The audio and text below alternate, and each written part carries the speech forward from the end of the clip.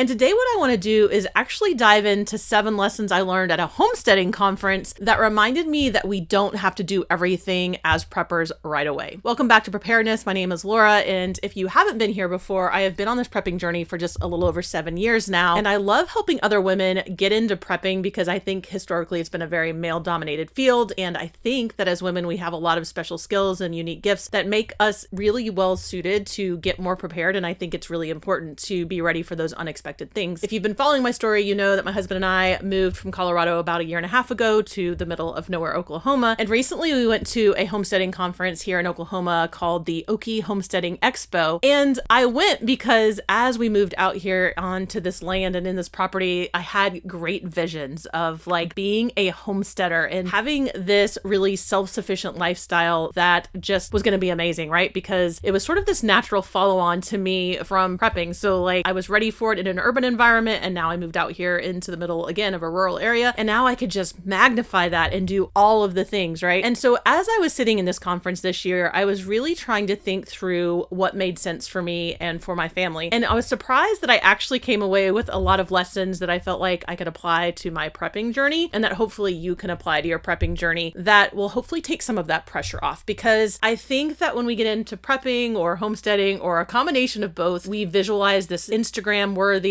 Pinterest perfect lifestyle that's just going to change everything. And the reality is that it's a lot less exciting than that. If we're being really honest, it's a lot more about just preparing for the day-to-day things that we really just want to be thinking about. I think the first lesson that I learned from the homesteading conference was it is okay to start small. I think, again, we get excited about all these things. We want to really jump in. We know there's a lot of things that could affect how we are living our day-to-day lives, and we feel like we need to do everything, and we feel like we need to do it all yesterday. At least if you're a type A checklist kind of kid like me, you have probably felt that pressure to get everything done. So what I want to encourage you today is just start small. Pick 1 or 2 things that you can work on to really get yourself and your family more ready for emergencies. Don't feel like you need to jump into everything all at once, because I think, unfortunately, that actually stops a lot of people from kind of getting into this prepping journey. One, they look at the worst case doomsday prepper, like all in kind of people, and they're like, man, I don't want to live that lifestyle. And so they just never start because they're like, well, if I start, it's a slippery slope to looking like those guys with bunkers in my backyard. And so I think that's one thing that can turn us off. And then I think the second thing is just, we all have busy lives, right? There's a lot of stuff that's going on. And if we start looking at all of the things that we need to do, it can be overwhelming. And then it's hard to sometimes take action. And so this idea of starting small was introduced by one of the presenters. And they were talking about how when people come to these conferences, they see these folks that have been doing this kind of thing for 20 years, 30 years, whatever. They have years of experience like canning vegetables or raising livestock. And everybody wants to just go out and replicate that immediately, right? We want the quick wins. We want the instant gratification. And we forget that there's all sorts of things that you would have to learn along the way to make that sort of lifestyle possible. I think the same thing can be said in this kind of prepping community where, you know, if you start thinking about how do I get ready for a 30-day emergency, that is sometimes a lot of supplies. That is a lot of gear. That can be a lot of skills that you need to learn. And instead, just back that up a little bit. What can I do to be more secure if the power goes out? What can I be doing to get ready for a winter storm season? What can I be doing to get ready for tornado season? Having those small steps in mind can be really important, I think, as you start in this kind of space. And even honestly, as you continue, really focus on something specific that you want to improve instead of trying to do everything all at once. So that was the first lesson that I kind of was like, oh yeah, that's a great point. And it's definitely applicable to my prepping journey and how I want other women to feel when they are on this journey. The second piece of information that I took away from the homesteading conference that I thought applied was we don't have to try to recreate everything for our off-grid lives that we would have before we lived off-grid. In this case, they were actually talking about like food storage and your garden and how you were going to kind of have all of this produce in your house. And the point was, don't try to replicate everything that the grocery store has. One, if you're living seasonally, you can't do that. And so don't try to replicate it. But 2 was just this idea of like, that is a lot to try and recreate. And I think sometimes, and I know I've been guilty of this, is when we start prepping, we look at how to recreate our day-to-day lives, like how we are living right now while the power is working and the store shelves are stocked and everybody's healthy. And we're like, okay, how do I recreate that environment in a prepping scenario? And then what are all the things I need to kind of make that happen? And I think that puts, again, a little bit of an unrealistic pressure on ourselves to recreate everything that we have on a normal day-to-day kind of existence that sometimes you just can't replicate when you are thinking about prepping scenarios. Certainly there's things that you want to do for those core things that we want to think about, like water and food and probably keeping warm or cool cool, like,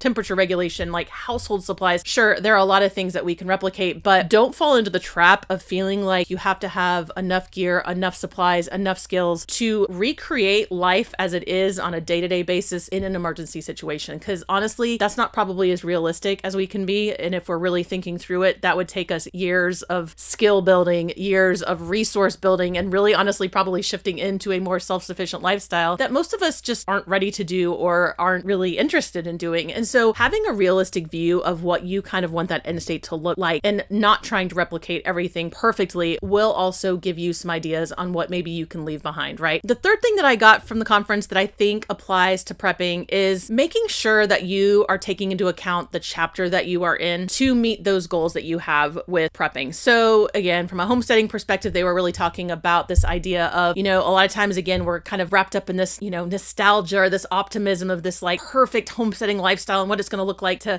raise our own goats and our dairy cows and our vegetables. And I can tell you all about how I got really wrapped up into this idea of like an independent homestead, which is an amazing book by Beth and Sean Daughtry. They were speakers at this conference again. I've seen them now 2 years in a row, and they have been living really a self-sufficient lifestyle for almost 30 years now. And they are reproducing 95% of everything that they use comes from their farm, both in terms of the things that they eat and they use and the things that their animals are eating and using. And I'm like, yes, I want that. Like, what better way to be a prepper than to be 95% self-sufficient? And then I realized like, that's not realistic for where I am for a million reasons. One is I don't have 50 years of experience of growing up on a ranch and a farm like they do. They both grew up on ranches and farms. Like they knew how to take care of livestock. They knew how to grow things. They knew how to do stuff. And now they are just expanding that as they go. And they're teaching kind of their foundational philosophies. But to expect to be able to replicate what they have from that 30-year point is really not sensible, right? From just a pure, like, how do you develop those skills? The second piece of it is it's not realistic for the life that my husband and I still have right now. We are both still doing consulting work. We both travel. I love traveling for entertainment and for fun. I like to go visit my family. I like to go visit friends in Colorado. And I am on the road at least 1 week every month. And so the idea of having this independent homestead where I have all of these animals that are reliant on me honestly just doesn't make sense for the chapter I'm in. So how does that relate to prepping? You're like, great, Laura, I don't want cows and I don't want a garden. Well, I think it is the same from a prepping perspective. Sometimes there are things that just don't fit into the season of life we are in. Maybe you are living in a super small space and sure, you would love to have 6 months of supplies stored up somewhere, but it just is not realistic for where you are living, right? You don't have the space. You don't have, the situation where you can do that. Maybe you have 5 kids at home still, and there is no way that you have the time, the energy, the focus, or anything to be able to set it up so that all of you will be self-sufficient for 5 months or 6 months sitting at your house because you have too many other things going on. And so what I would just encourage you is think about where you are in the chapter of life you are in and the resources that you have available, both in terms of time, in terms of money, and interest, to be really honest, to map out a journey for you for emergency preparedness that makes sense, right? Maybe your emergency preparedness journey looks like getting ready for a 72-hour power outage, and that's it. That's great. Like, you want to be realistic with what you are doing, which leads me very closely to the fourth lesson I learned. If you are trying to figure out kind of what chapter of this journey you are on, or like where you need to be in getting ready for preparedness or getting your prepping journey started, I would love for you to join my live cohort where we take everybody through getting ready from a 72-hour emergency up to getting ready for a 30-day emergency. And we kind of walk along that timeline and really build out the things that you need to do to get ready at each of these stages, because it looks a little bit different depending on where you are. So if that is something that you would like to get help with, there's a link below in the description. Just click on that link. If the course isn't open right now, you'll see a waitlist. You can add that name to your waitlist. It's not a commitment. It just allows me to know that you might be interested. And the next time I open up the doors for the live cohort, you will get an email notification so you can decide whether or not it's a good time to sign up. The fourth lesson that I learned, which is your prepping journey does not need to look like anybody else's. So when you are thinking about that stage of life you are in, you also want to be thinking about what makes you feel calm at night. I've talked about this in other videos, but prepping shouldn't be a one-size-fits-all adventure, right? We all have different things that are important to us. We all have different reasons that we have gotten into prepping. Some of us are really focused on taking care of ourselves and our families. I have some people who watch my channel who are very focused on taking care of community and their neighbors. And our prepping journey is going to look different because we have different end goals. We have different motivations for why we got into this lifestyle. And I want to just tell you that that's okay. It doesn't matter whether you are prepping for a 72-hour power outage, a local storm, quick emergency binder thing where you can get out of your house, or if you are really moving in towards this self-sufficiency mindset where you're like, yeah, at some point I'd like to buy some property and I'd like to have animals and I'd like to grow my own food and really kind of start living off the land if you will. Neither one of those is wrong, right? They're both amazing. It depends on where you are. It depends on the chapter of life you're in. It depends on your family situation. And so thinking through that lesson is also, I think, critically important as we step into our prepping journey, is just recognizing that our journey doesn't need to look like anybody else's. We all, again, get into it for different reasons. It can look very different. Like, not every homesteader that was at that conference was doing things the same way. I think the fifth thing that I took away from the conference was it is really important to listen to people who live in your local area when you are thinking about the recommendations they are giving. So let me give you an example. We were listening to a couple who was talking about the crops that they grew on the property that they had. The problem was they did not live in a climate that was similar to ours. They didn't live in a place that made sense. So some of the things they were recommending we knew would not work where we are here in Oklahoma. As I was thinking through like how that applied to my prepping channel, I realized like a great example is when I start talking about tornadoes, if you live somewhere where you just don't really have to worry about tornadoes, like it's not relevant to you. Sure, like it might be interesting. You might pick up a thing or two. There might be some things that you can transfer from my tornado prepping that would work for hurricanes or wildfires or some other natural disaster. But there are going to be things that are specific to the region where you live. So when you are thinking about prepping, you want to think about the things, again, that are most likely in your local area. That's everything from weather conditions to storms to just even honestly the kind of climate personalities that you have, if that is not climate per se, but that can also include things like how your local community sort of interacts, right? When I lived in Colorado, I lived in a very urban setting. We didn't necessarily interact with our neighbors all the time, right?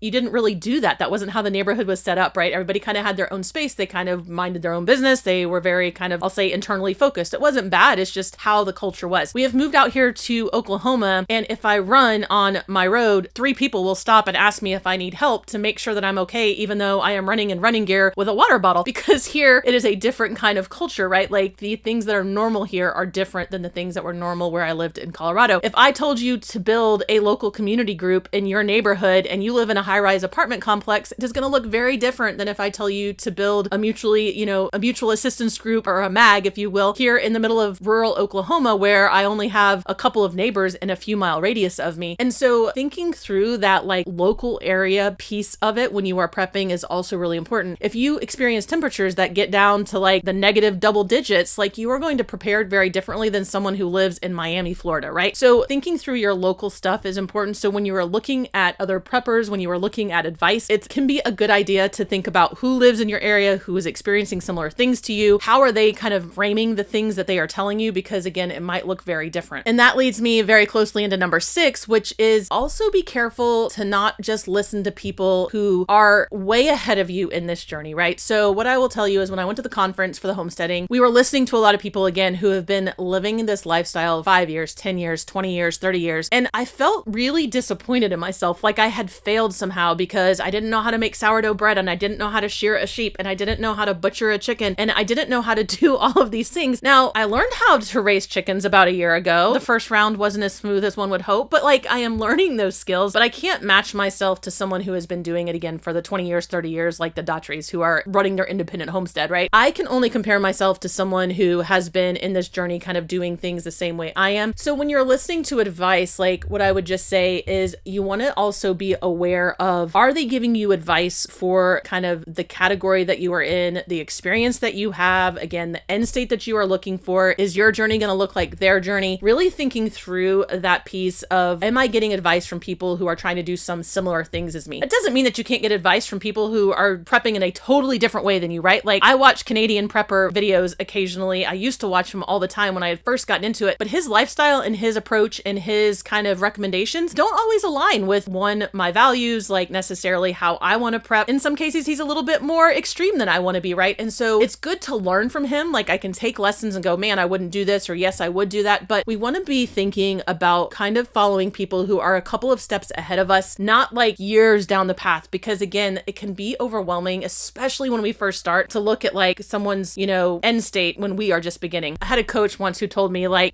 start where you are and make baby steps. Never forget that a 3rd grader looks like a giant to somebody in kindergarten. And I thought that was such a great visual because we think of 3rd graders and we're like, man, they don't know anything. They're so little and like, they haven't learned anything. But to a kindergartner, 3rd graders look like these giants who know everything and are so like put together. And so having that idea with prepping, I think is also important. It's one of the reasons I really love talking about prepping in terms of your end state. Like how kind of prepared, again, are you at that 72-hour point? Are you at a week? week or 2 weeks, 30 days? Like, where on that continuum are you? Because the advice that I would give you if you called me in my coaching program and said, hey, Laura, I need help, is different depending on where you are on that continuum and that spectrum. And I think sometimes we tend to teach or think about things from where we sit, right? Like, we are most likely to talk about the things we know well, and that is the kind of things that we have gone through, places that we are at. And sometimes it can be hard to kind of rewind and go, oh yeah, back at the beginning, here was the 3 things that were really most important, not this list of 100 things that I realize are important now because I've been doing this for 7 years, right? And so having that in the back of your mind can also be really important. The 7th and last thing that I would say I was just reminded of while I was at the Homesteading conference is that skills are probably one of the most overlooked things when it comes to your prepping journey. Again, I am guilty of this. I push products. So there's tons of resources that I love. There's things that I'm like, man, I want to buy that because it would make things easier. It goes back a little bit to how am I trying to recreate what everyday life looks like, and is that really realistic? But that's a whole nother conversation. But having skills is really foundational in this prepping journey, right? So what is it that you want to learn how to do more easily to help you feel more confident, right? That could be medical skills so that you know you could treat a minor injury if something happens, or maybe even a slightly more significant injury if you couldn't just pick up the phone, call 911 and have an ambulance to your door. Maybe that is a skill like, hey, I really want to learn how to cook from scratch from real ingredients, because then I can store kind of freeze-dried food that are actual ingredients versus prepackaged meals or things like that. Maybe that is a skill that you want to develop. You want to think through what skills would make this journey easier. It could be as simple as getting ready to cook over a camp stove, over a grill, something like that, where you're like, hey, I need to know how to cook if the power goes out and I can't use my normal electric or gas range. Again, what skills would you like to develop to make you feel more confident? And again, at the Homesteading conference, I will say that was one of the things I really loved, is they highlighted over and over again that skill development as foundational to really feeling like you were in control of what was going on in your homestead, in your house. So I think we can take that lesson as well and apply that to prepping. So those are the 7 lessons I learned from the Homesteading conference that really just felt very applicable to my prepping world, my emergency readiness space. Again, if you are looking for support on this journey, I would love for you to join one of my live cohorts where you get a lot of one-on-one attention, a lot of personalized coaching. You can walk through all those challenges that you have so that we can figure out what makes sense for you in the time of life you're in the chapter you're in, and based on the goals that you have to really get prepared. So until next time, let's be prepared, not scared.